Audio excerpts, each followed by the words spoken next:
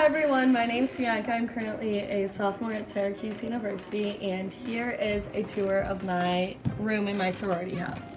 So when you walk in, there's like this little mirror that we thought was going to be bigger when we ordered it, but it's super small. Then I keep my bag and my keys, and then some of my bags on the door. And then here's like my toiletries and stuff. I just leave it there so I can grab it before I go to the shower. And then these little bins are great. I got them at Target, and I just keep like a ton of clothes and accessories in there.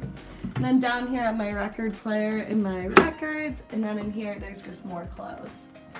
And then over here is my bed. It's a bunk bed, which is interesting, but it's great when I have people come to visit or friends come in here because they can chill on the top bunk and I still have my bed. And then I normally just leave like whatever book I'm reading on my bed.